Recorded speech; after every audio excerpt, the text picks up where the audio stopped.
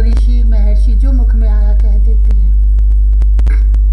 श्रद्धा मानव के लिए स्वाभाविक है और उसे परिपूत करती है। मैं गृह त्याग कर एकांत कानन में रहता हूँ, अतः मेरा विरक्त जीवन लोगों की श्रद्धा जागृत करता है। किंतु मुझसे अधिक आज यह कौन अनुभव करता है कि महेश्वर की माया कितनी प्रबल है। वह किस प्रकार नेत्रावरण बनकर मुझ जैसे को भी प्रत्यक्ष सत्य देखने नहीं देती। मैं पहले से जानता था कि इस अष्टाविंशति द्वापरांत में मेरे आराध्य धरा पर अवतीर्ण होने वाले हैं। वे अतसी कुसुम श्याम कौस्तुभ कंठ श्रीवत्स वक्ष। प्रभु मुझ पर अनुग्रह करके शिशु विग्रह में मेरे द्वारा अर्पित नैवेद्य स्वीकार करने स्वयं पधारे और मैं अज्ञानी उनकी इस असीम कृपा का, उनका और उनके प्रसाद का तिरस्कार करता रहा। वे अनंत करुणा सागर क्षमा सिंधु मुझे क्षमा करते रहे। अपने अज्ञ जनों के अपराध तो वे सदा ही क्षमा करते हैं, किंतु मैं तो उनके प्रत्यक्ष सम्मुख होने पर भी उनकी अवज्ञा करता रहा। वे अपनी पहचान स्वयं न करावे तो उन्हें कोई भी पहचान नहीं सकता। उन अकारण कृपालु ने ही मुझे सावधान किया, मुझे स्पष्ट सूचित किया, मुझे जैसे अनधिकारी को भी अपनाया, अन्यथा मैं तो उनके जनों का भक्त अपराध करके पतित हो चुका था। भगवत प्रसाद का और भगवत जनों का अपमान कर लिया था मैंने अज्ञानवश अपनी पवित्रता के उन्माद में। ऐसा असह्य अपराध भी उन दया सिंधु ने मेरा नहीं देखा। आज मैं अनुभव करता हूँ कि सृष्टिकर्ता ने मुझे कितना बड़ा सौभाग्य प्रदान किया था। गोप प्रमुख सुमुख का पुरोहित बनाकर मैंने अपने अपूर्ण पांडित्य के कारण उसे प्रतिग्रह का हेतु मानकर त्याग दिया। पुत्र को वह दायित्व देकर कानन में चला आया। मेरा यह एकांत, यह किंचित आराधना का प्रयास किस गणना में था। सृष्टिकर्ता के साक्षात मानस पुत्र महामहर्षियों की युग युग की उग्र तपस्या, अनवरत उपासना भी जिनको संतुष्ट नहीं कर पाती, प्राणी की कैसी भी साधना कितने भी दीर्घ काल तक की गई हो, सर्वेश्वर के साक्षात्कार का मूल्य तो नहीं बन सकती। वे अनंत प्रेमार्णव स्वयं ही प्रसन्न होकर आवे, तभी उन्हें पाया जा सकता है। मेरा पुण्य, मेरे जन्म जन्म का पुण्योदय इतना प्रबल था कि उसने मुझे इस एकांत में ही सदा सीमित नहीं रहने दिया। मैं तो इसे अपना उत्कट वैराग्य मान बैठा था कि कहीं जाने, किसी से भी मिलने की मन में कोई रुचि नहीं थी। अपने इस अरण्य के अंतर में स्थित उटज में मैं परम संतुष्ट था। जनपद में जाना अथवा किसी का अकस्मात मिल जाना मुझे विक्षेप ही लगता था, किंतु मेरा वह प्रबल पुण्य मुझे यहाँ बैठने नहीं देता था। 4-5 वर्षों पर एक बार गोकुल जाकर नंद राय का अतिथि होने का वह मुझे उत्सुक बना देता था। असंख्य पशु पक्षी तथा कीट अरण्य के एकांत में संपूर्ण जीवन व्यतीत करके मर जाते हैं। मनुष्य भी ऐसे ही मर जाए, उसके जीवन की यही सार्थकता तो नहीं है। मनुष्य का जीवन केवल अपने श्रम से, अपनी ही साधना से सफल हो पाता तो सभी यह कर लेते, सब समझदार तो कर ही लेते, किंतु महापुरुष की कृपा प्राप्ति के बिना कोई जीवन, कोई साधन सफल नहीं हुआ करता। और महापुरुष नहीं मिलते भगवत अनुग्रह विशेष रूप से हुए बिना। मैं कितना भी बड़ा श्रुति शास्त्रों का विद्वान हूँ, भगवती सरस्वती ने कितनी भी कृपा मुझ पर की हो, अज्ञानी ही था। ऐसा न होता तो गोपनायक सुमुख का पौरोहित्य त्याग कर इस एकांत वन में आता, किंतु संतोष यही है कि पुत्र ने यह परम लाभ प्राप्त कर लिया है। परम पुरुष पुरुषोत्तम जिन्हें नाना जी कहकर सम्मानित करते होंगे, जिनकी क्रोड़ी में सोल्लास विराजमान होते होंगे, उन गोपनायक सुमुख का मुझे पौरोहित्य मिला था। अल्प पुण्य तो मेरे नहीं होंगे पूर्व जन्मों के, वही पुण्य थे कि मुझे वे बार बार गोकुल जाने को प्रेरित करते थे और इस एकांत में बैठने नहीं देते थे। मैं व्रजराज नंद राय की श्रद्धा स्नेह का स्मरण करके उनके यहाँ 4-5 वर्षों के अंतर पर एक बार जाता रहा। मैं समझता था कि गोकुल के अधिपति मेरी कृपा के उचित अधिकारी है। उनके यहाँ जाकर मैं उन पर अनुग्रह करता हूँ, जो श्रद्धा के साक्षात विग्रह और शील, विनय सेवा की मूर्ति, उनकी सहधर्मणी मेरी यजमान की कन्या यशोदा मेरे आगमन को दोनों ने सदा अपना परम सौभाग्य माना। दोनों शास्त्र लोचन बद्धांजलि बार बार कहते थे। श्री चरणों की अहेतुक अनुग्रह ने हमें पवित्र किया। श्री चरण केवल कृपा करने पधारे, यह गृह पावन हो गया। यह तो आज समझ सका हूं कि मेरे अहेतुक कृपालु आराध्य की अनुकंपा मुझे प्रेरित करती थी। ब्रजपति का आतिथ्य मुझे उत्तरोत्तर निर्मल करता रहा और उसी का प्रताप है कि मैं उन पुरुषोत्तम के प्रसाद को प्राप्त कर सका। इस बार 5 वर्ष के पश्चात गोकुल गया था। पहले चला गया होता, किंतु पहले चला कैसे जाता, सबका समय होता है। मैं जो नंद राय के आतिथ्य को स्वीकार करने पहुंच जाया करता था, वह मेरी एकांत आराधना का पुण्य परिपाक ही तो था। जब वह पूर्ण हुआ तभी तो वहां पहुंचने की प्रेरणा अंतर महावन की सीमा में पहुंचते ही इस बार चमत्कृत हो गया। महावन मेरा अनेक बार का देखा था, परिचित था यह प्रदेश, किंतु वह अब कहाँ था।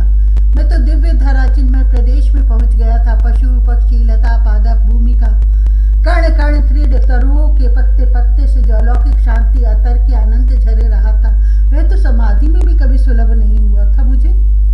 यह मर्त्य धरा नहीं है, यह तो नित्य लोक का धरा पर अवतरण है। इतना मैं समझ गया था वहां पहुंचकर। कोई आश्चर्य नहीं हुआ। गोपों की श्रद्धा, उनका संयम, नंदराय की अनंत निष्ठा में नित्य लोक को धरा पर अवतीर्ण कर लेने की शक्ति है, यह मैं समझ सकता था।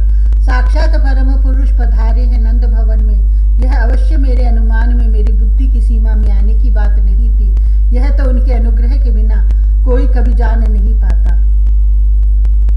मुझे देखते ही गोपों ने भूमि में पड़कर प्रणिपात किया और दौड़े ब्रजेश्वर को सूचित करने। गोकुल का स्वरूप तो कुछ और हो गया था। गाय सबकी सब कामधेनु और गोप गोपियों तो दूर, सेवक सेविकाओं तक में इतना शील, इतना सौंदर्य स्वर्ग में भी सुदुर्लभ है। मैंने देखा कुछ शिशुओं को, लगा कि किसी दिव्य लोक के दिव्य पुरुष बाल वेश में आ गए हैं गोकुल में। मैं पथ में रुककर उनकी ओर देखने लगा मुग्ध होकर। एक गोप ने अंजलि बांधकर सादर सूचित किया, आपके आशीर्वाद से गोपों के गृह इन बालकों के आगमन से आलोकित हो गए हैं। इन 2-3 वर्षों में हमारे ब्रजपति के यहाँ भी कुमार आ गया है। ब्रज ने अपना युवराज पा लिया। नंद राय की इस अवस्था में पुत्र हो गया, यह जानकर मुझे आनंद हुआ। मैं उनके भवन की ओर चला ही था कि वे आते दिखलाई पड़े। पथ में ही वे मेरे पदों में साष्टांग प्रणिपात करके गिर पड़े। मुझे लेकर अपने गोष्ठ में गए। वे वहां पहले से सूचना मिलते ही देवी रोहिणी और यशोदा मेरे लिए आसन सज्जित करने तथा पूजा के उपकरण एकत्र करने में जुटी थी। अर्घ्य पाद्य आचमन अपने आराध्य की अर्चा ही कर रही हूँ। इतनी श्रद्धा सतर्कता से मेरी पूजा श्रद्धा नंद राय की गोष्ठ में इसी प्रकार हुई है। इस बार इसमें देवी रोहिणी और सम्मिलित हो गई थी। मेरा चरणोदक तो नंद राय पूरे गोकुल में सबको देते हैं, सब गृहों में संचित होता है, यह मैं जानता ही था। मैं किसी गृहस्थ के गृह में नहीं जाता। इस नियम को जान लेने के कारण नंद राय ने कभी मुझसे अपने भवन में चलने का आग्रह नहीं किया। वे शील की मूर्ति है, मुझे संकोच होगा, इसी से यह प्रार्थना उन्होंने कभी नहीं की। मुझे गोष्ठ में ही वे ले जाते हैं, किंतु मैं देखता हूँ कि पथ में से जहाँ मेरे पद पड़े हों वहां की रजी यशोदा भवन में समेट ले जाती हैं। उसे वे भवन में सर्वत्र छिड़कती होंगी। मेरी पूजा पूर्ण हुई और यशोदा गोष्ठ से निकली। यशोदा गोष्ठ में निकली। बहुत शीघ्र बालकों का एक समूह ही उनके साथ आया। 1 से 2-2.5 वर्ष तक के शिशु, कुछ ने ही कटी में कछनी बांधी थी, शेष दिगंबर। मैं सबको कहाँ देख सका। 2 शिष्यों ने एक साथ मेरे पदों पर सिर रखा, एक स्वर्ण गौर और दूसरा इंदिवर सुंदर। मेरे संपूर्ण शरीर में रोमांच हो आया, स्वेद की धारा चलने लगी, देह में कंप होने लगा। मैं कुछ नहीं समझ पाता था कि मेरी ऐसी अवस्था कैसे क्यों हो रही है। वह गौर कुमार मैं कितनी कठिनाई से बैठा रह सका, मैं ही जानता हूँ। मर्यादा का बंधन, अपने तपस्वी ब्राह्मण होने का ध्यान, अपने यजमान की कन्या और उसके पति सम्मुख कितना अटपटा होता यदि मैं हृदय की मान लेता। अकस्मात मन करता था कि उठकर गौर कुमार के छोटे अरुण सुंदर पदों पर अपना जटा मंडित मस्तक रखकर उनके सामने साष्टांग पड़ जाऊं भूमि पर। केवल पलार्ध यह स्थिति रही होगी। छोटे नवघन सुंदर शिशु ने अग्रज से आधे पल पीछे मेरे पदों पर से मस्तक उठाया। मैंने उसके मुख की ओर देखा और देखता रह गया। पलकों तक को हिला पाना संभव नहीं रह गया। मैं तो अपने को ही विस्मृत हो गया उन्हें देखकर। सभी बालकों ने मेरे पदों पर मस्तक रखा होगा। वे सब शीघ्र वहां से भाग गए। वे चले गए तब मुझे अपने शरीर की सुधियाई मन में ग्लानि हुई। मुझे एकांतवासी तपस्वी में शिशुओं के सौंदर्य पर मुग्ध होने की यह दुर्बलता क्यों? अपने को मैंने पूरी शक्ति से कठोर बना लिया। मन में यही कठोर बना लेने की भूल मुझसे की बार बार अवज्ञा कराती रही। आप यमुना स्नान कर ले, तब तक मैं आपके नैवेद्य प्रस्तुत करने की व्यवस्था कर देती हूँ। यशोदा मेरे यजमान सुमुख की कन्या है। शैशव में मेरे पिता के गृह में आने पर बहुत सेवा की है। मुझसे बोलने में इन्हें संकोच बालिका थी तब भी नहीं था। मेरी रुचि तथा नियम जानती है। मैं अपने हाथों ही अपने आराध्य के लिए नैवेद्य प्रस्तुत करता हूँ और मुझे मध्याह्न में फल दूध दही पर रहना प्रिय नहीं है। आराध्य को इस समय कच्ची रसोई बनाकर अर्पित करना प्रिय है मुझे। नंदराय नवीन वस्त्र लिए खड़े थे। उन्हें अस्वीकार करनी जितनी निष्ठुरता मुझसे कभी नहीं हो सकी। मैं उनके साथ यमुना स्नान करने गया। मध्याह्न संध्या करके लौटा। पूरा गोष्ठ अत्यंत स्वच्छ कर दिया गया था। मेरी रसोई के लिए सब सामग्री सजा दी गई थी। अग्नि प्रज्वलित पाया मैंने। मैं रंधन करने लगूं तो उस पर किसी की भी दृष्टि नहीं पड़नी चाहिए। यह मेरा नियम ज्ञात होने से मुझे गोष्ठ में पहुंचाकर सब चले गए। मैं भगवान शालिग्राम का पूजन करने लगा। पात्र अग्नि पर रखकर पूजन समाप्त करके रंधन का शेष कार्य मैंने पूर्ण किया। मैं सदा कदली पत्र में नैवेद्य निवेदित करने वाला अरण्यवासी, किंतु यहाँ यशोदा स्वर्ण पाती सदा रखती है। मैंने पात्र सजाया और आराध्य के सम्मुख रहकर शंख ध्वनि की। अनंत शाही अंतर्यामी अनंत कोटि ब्रह्मांड नायक प्रभु, मैं अकिंचन आपको क्या अर्पित कर सकता हूँ?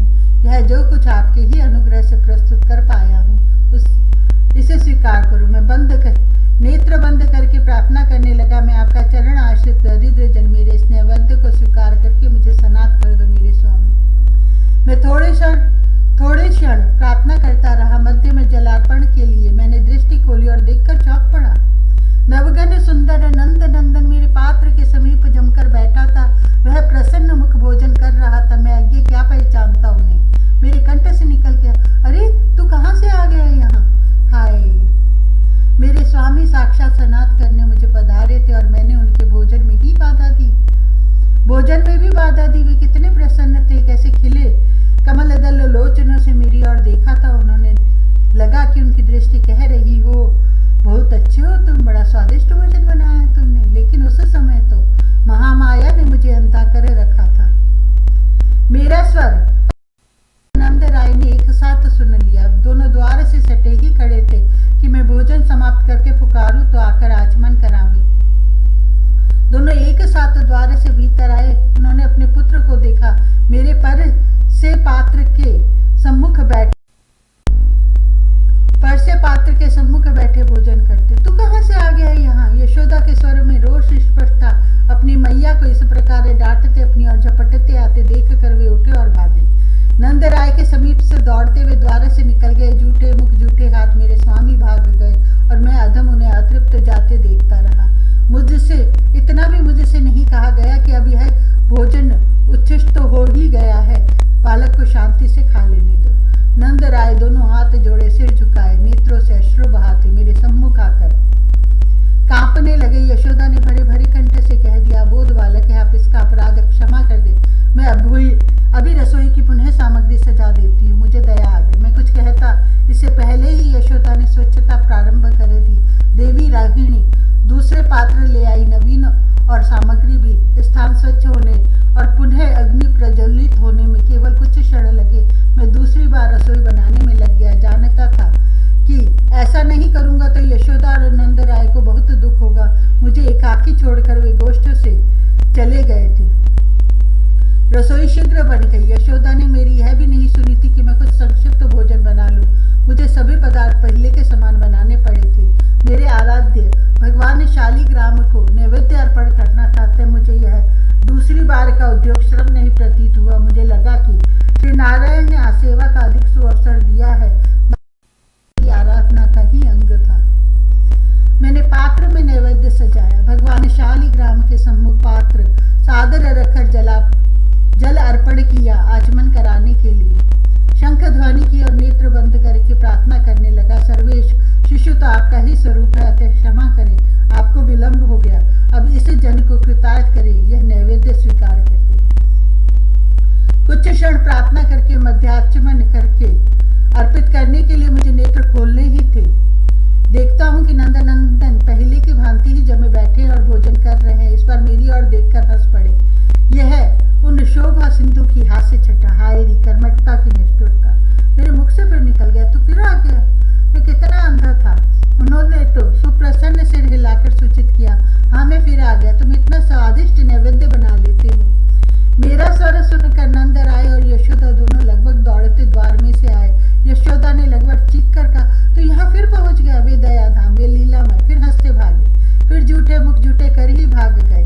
वह उनकी अलकों का पीठ पर लहराना, वे उनके अरुण कोमल सुंदर चरण और किंकड़ी का स्वर। मैं मुग्ध देखता रहा उनकी ओर, देखता रहा, किंतु यशोदा उन्हें पकड़ने दौड़ पड़ी तो मैंने रोका। यशोदा, बालक पर रुष्ट नहीं होते, वह तो सहज अबोध है। उन सौंदर्य घन परम सुकुमार को ये ब्रजेश्वरी डांटेंगी, पीट भी सकती है, यह बात ध्यान में आते ही मेरा हृदय व्याकुल हो गया। मैं ब्राह्मण ठहरा, किसी को भी कष्ट हो, यह कल्पना मुझे बहुत असह्य है। और ये सुषमा की मूर्ति ब्रजराज कुमार, इसका श्रीमुख उदास हो, यह तो कोई नितांत निर्दय भी नहीं सह सकेगा। यशोदा सुनो, काट लिया। नंदराय इस बार भूमि पर मस्तक रखे पड़े थे और सिर उठाने का भी साहस नहीं कर पा रहे थे। मेरे पुकारने से पुत्र के पीछे न जाकर ब्रज की वे अधिदेवता मेरे समीप आ गई। अंजलि बांधे नेत्र, वे भी बोल नहीं पा रही थी। शिशु निरपराध है, मुझे उस पर कोई रोष नहीं। भगवान नारायण उसे स्वस्थ सुप्रसन्न दीर्घायु प्रदान करे। मैंने आशीर्वाद देकर आश्वासन दिया, तुमको दुखी नहीं होना चाहिए, मैं तो तपस्वी हूँ, व्रत उपवास मेरे लिए स्वाभाविक है, लेकिन तुम्हारे यहाँ आकर उपवास करके नहीं जाऊंगा। अतिथि उपोषित चला जाए, यह दोष तुम्हें नहीं दूंगा। मेरे आराध्य आज दूध दधी ही आरोगना चाहते तो उनकी इच्छा पूर्ण हो। तुम दधी में मिलाने योग्य कुछ भी ला दो, मैं अपने इष्ट देव को नैवेद्य अर्पण कर दूं। यह अत्यंत चपल और धृष्ट हो गया है। यशोदा ने मेरा इतना कहने पर बोलने का साहस पाया था, आपको हमारे यहाँ बहुत कष्ट हुआ, अब कैसे कहूँ कि आप एक बार रंधन का श्रम और स्वीकार करें, किंतु यदि श्रीचरण इसे स्वीकार कर लेते तो हम कृतकृत्य हो जाते। अब नंदराय ने मस्तक उठा लिया था, उनके अश्रु वर्षा करते नेत्रों में भी यही अनुरोध था। मैं यदि केवल दूध या दधी लेकर यहाँ से चला जाऊंगा तो इस दंपत्ति को यह क्लेश संभव है, जीवन भर शांत रखे, यह बात मेरे ध्यान में आ गई। यशोदा, भूल मेरी है, मैंने हंसकर कहा, मैंने अपने आराध्य को इधर वर्षों से पायस अर्पित नहीं किया है। उनकी इच्छा आज पायस का नैवेद्य स्वीकार करने की होगी, अतः यह सब लीला उन्होंने की है। तुम शीघ्र व्यवस्था कर दो, मैं केवल पायस बनाऊंगा, उसे शीतल करने को एक व्यंजन भी यहाँ रख दो। नंदराय और यशोदा तो पुलकित हो गए। स्थान स्वच्छ में और पायस रंधन की प्रस्तुति में कुछ पल लगे। व्यंजन रखकर दोनों गोष्ठ से चले गए। इस बार देवी रोहिणी को नंदन को अपने समीप रखने को कहकर दोनों गोष्ठ के एक एक द्वार पर खड़े हो गए। द्वार रोककर दोनों की सावधानी स्वाभाविक थी। शिशु को यदि यह मेरा भोजन भोग लगाना क्रीड़ा लगा हो तो वह पुनः आ सकता था। वह पुनः आया। इस बार उस अज्ञान ध्वांत विध्वंसी ने मुझे अज्ञ के नेत्रों पर पड़े आवरण को उठा देने का ही निश्चय कर लिया था। मुझे पर पूर्ण अनुग्रह करने का निर्णय उसने किया था। आज अतिकाल हो गया था। मैंने पायस रंधन करके केशर मेवे मिश्रित उस पीताभ पायस को मैंने बड़े से स्वर्ण थाल में परसकर शीतल किया। व्यंजन से वायु करके और तब तुलसी दल डालकर भगवान शालिग्राम के सम्मुख पात्र रखकर आचमन कराया। शंख ध्वनि की और नेत्र बंद करके अपने स्वामी को पुकारने लगा कि वे आकर यह श्रद्धापूत पायस स्वीकार करें। श्रद्धालु जनों का स्वभाव है कि शंख ध्वनि होने पर उनके नेत्र बंद हो जाते हैं, अंजलि मस्तक झुक जाता है श्रीहरि के प्रति। यही हुआ होगा देवी रोहिणी तथा नंदराय के साथ, और इतना अल्प अवसर तो उनके लीलामय परम चपल लाल के लिए बहुत पर्याप्त था। इसी अवसर पे वह भाग आया होगा उनके समीप से मुझे धन्य करने। मैंने नेत्र खोले तो वे परम सुंदर मेरे पात्र के समीप बैठे थे। अधर दक्षिण कर पायस से सुशोभित हो गए थे और पैरों पे भी कुछ बिंदु पड़े थे। इस बार मेरी और दृष्टि उठाए बिना लगे रहे भोग लगाने में। मैंने तनिक खींचकर ही पुकारा, यशोदा आनंद राय। यशोदा ने द्वार पर से ही डांटा, तू फिर क्यों आ गया? पीछे ही पड़ गया इन विप्रवर के। इस बार उठने भागने का कोई प्रयत्न में किया, केवल मुख घुमाकर देखा पीछे और बोले, मैया तू इसे मार। यह शंख बजाकर आंखें बंद करके गिड़गिड़ाकर मुझे पुकारता है बार बार। यह बुलाता है इतने प्रेम से कि मुझे आना पड़ता है। मैं बुलाता हूँ, मैं आह्वान करता हूँ इनका। मैंने चौंक कर देखा और मेरे नेत्रों पर पड़ी अविद्या की यवनिका खिसक गई। भगवती सिंधु सुता श्रीवत्स बनकर किसी अन्य के वक्ष पर विराजवती हैं। कौस्तुभ किसी और का भी कंठाभरण हुआ है। लगा कि अंतर में बैठा अंतर्यामी मेरी भर्त्सना करने लगा है। यह सहस्र सहस्र चंद्र ज्योत्स्ना समुज्वल नीलकांत वपु और सम्मुख होते भी मैं इन्हें पहचान नहीं पा रहा हूँ। आनंद अनुताप का ऐसा अद्भुत मिश्रण मेरी काया का कड़कड़ नाचने लगा। ने मुझे बतलाया कि मैं किसी आवेश में नृत्य करने लगा था उनके पुत्र का उच्छिष्ट पायस खाते और शरीर पर मलते हुए। बहुत देर में कुछ शांत हुआ तो उन्होंने मुझे स्नान कराया, किसी प्रकार का संतोष करके, किंतु उनके तने तो हृदय में आसीन हो गए हैं। मुझे उन दया सिंधु ने अपना लिया।